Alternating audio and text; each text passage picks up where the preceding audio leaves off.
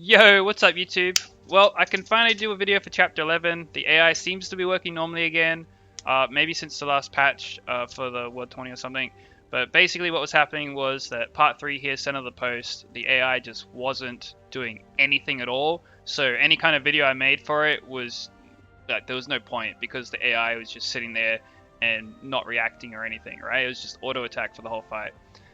So it's working now, so we'll jump into it. Now, the team I want to recommend here, the strategy, is one that should work for Vogue 2, okay? Where we have these McKeans that can be very frustrating, as well as 3, okay? And the comp that I'm going to recommend is this like copper and harpy kind of comp with lapis as well. Just because I'll jump into it into a second, but basically I've tried a variety of other comps. You know, I've got Nikki and stuff like that. I'm a big dot comp kind of person in general, right? And I feel like for number 2, dots aren't too good, okay? Because they got 2 McKeans. It's kind of irritating. I have made it work for number 3 here, right? For the center of the post. And yeah, let's just jump into the buff here quickly, and I'll explain a bit more. So this buff that the AI gives its monsters, right? When one of them dies, it's going to just nuke your front line. And even though it recommends Wusa here, Wusa's shield doesn't really stop anything, okay? So I wouldn't rely on that too much. Chloe's okay for it. Chloe's a decent unit for it if you can time it correctly, okay? So that is something that I do recommend. If you can fit her in, right? Just sit her there. If you can time it okay, you should be okay for the most part for when you kill a monster, right? And the reason they recommend Kali here, and I'm going to recommend something else as well, maybe, is because when this buff ends, right? So whatever damage you've done to the enemy monsters, if you're AoEing or single targeting or whatever, as soon as this Boundaries of Life and Death ends, because it only lasts for 12 seconds, it'll heal all of them back to max HP.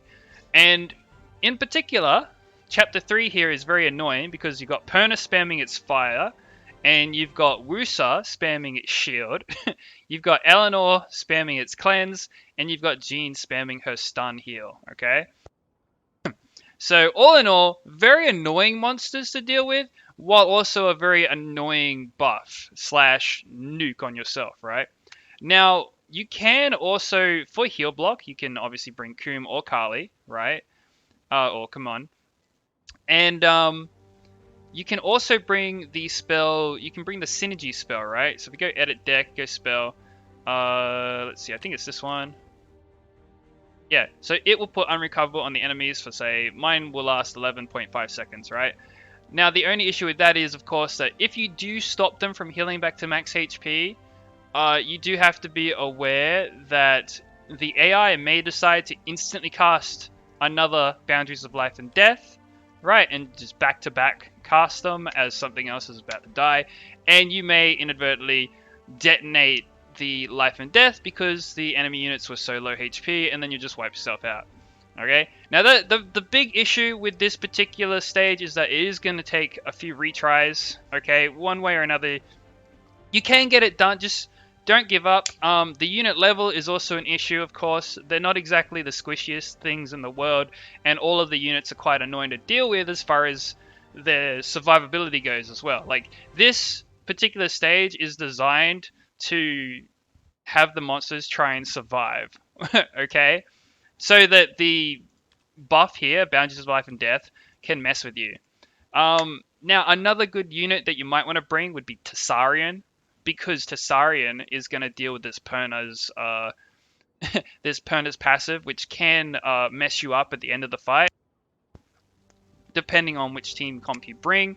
Now, once again, I have done this with like using Nikki, wiping out the back line, and what I'm going to try and do right now is use this comp, which has runes are kind of important. Like if you're a newer player and you want to focus on a decent DPS, focus on this Harpy here. Now mine doesn't have Mine doesn't have the really good increased damage skill stone or the stun skill stone. It's got the defense down duration skill stone.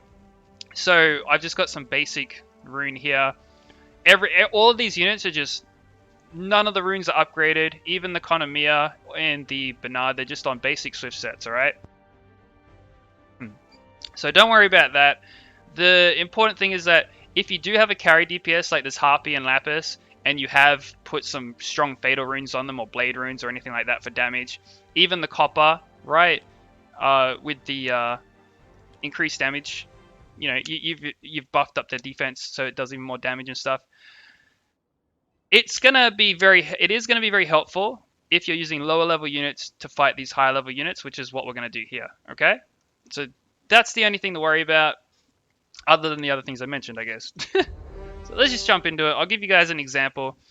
This is probably the most difficult and most annoying scenario. Even the wanted poster can be really frustrating, because even the wanted poster is going to detonate you. The thing about the wanted poster though is that they are lower level and they are easier to deal with. So once you've done this the first time, doing it with the wanted poster is okay.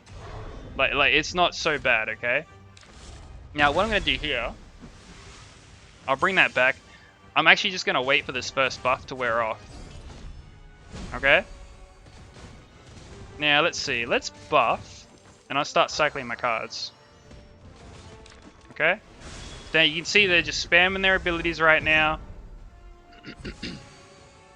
Let's see here. Wait for it, and go.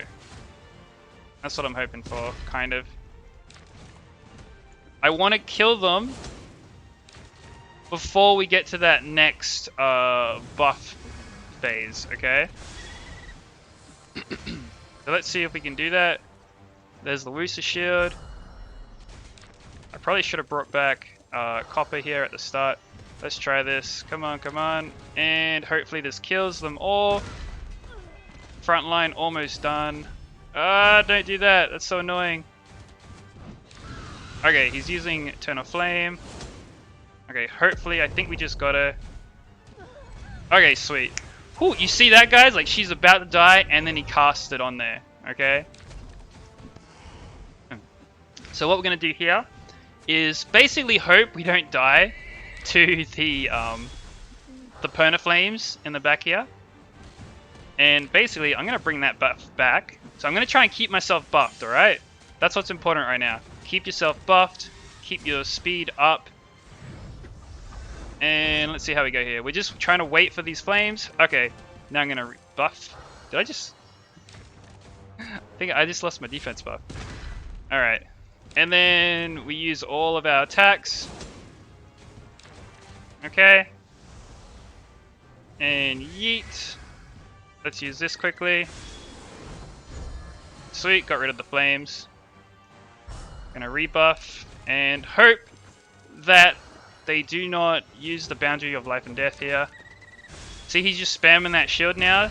He's trying to be annoying, and he's very good at it. Come on. No, the boundary. So what I needed to do there was maintain my haste. I think we're going to lose a frontline unit. Yep. And then they die. So this is really bad timing on our part. You can see we didn't... You can see, like, there wasn't much I could do there to stop that. That was just the auto attack. It finished them off. But you get the idea, right? If I'd been able to use that final Lapis before the last boundary came in, if I'd maintained the haste with Bernard, which I didn't do, okay, that's my bad, they would have been able to 3-star that, and it'd be fine. But this is a good example where, like, this is what you got to watch out for, is where they, like, you'll have them low, and then they'll cast that last boundary, and then this is where, like, Chloe would be really good to bring. So you just sit on that Chloe card, right? And if a situation like this does happen, you can just pop that Chloe card quickly and let the auto attack happen. So when Perna died just then, the front line died. That was fine, right? Because we still had the back line. All of them were alive. And what I could have done if I had a Chloe there was I could have activated the Chloe card quickly, and then the auto attack would have killed the Fairy King. and we would have been fine. Or we could have used an attack to kill the Fairy King, right? Another thing is, of course, Orion. If you put Orion in your team comp, and you use him as he shows up, so let's say instead of Lapis, or let's say like instead of Economia or Royd or something, we put Orion in. Actually, you know what? If you put Orion in the first slot, that might be the way to go, because you don't need him there for the whole. Like once these things start to show up, you don't need Orion anymore. Not really. I mean, he can be useful because you can push off the second and third one a bit as well if he like shows up again later and the guy hasn't used it yet, I guess. But for the most part, like as long as you hold off that first or second one a little bit longer, it will be a lot easier to try and get through the stage. Okay. Anyways, I'm gonna call the video there. Hopefully that's been a good example for you guys, and it's just a matter just retry. Like you guys saw just how close we were, right? Just by like hit him with like three hits at once. Use Konomiya to bring back your attack or something like that, and just hit him again and again. Okay. Like I was saying, like these are a good example of units that are not decked out in anything special or important. We're just using base runes. The unit level is a lot more important. Okay. And then just the strategy that you're using. Okay. So just if you fail once, try it again. Don't give up. Okay. Because this is the most frustrating stage out of all of them. I'm glad that the AI is working again, kind of. But yeah. Anyways, I'll catch you guys on the next one. Peace.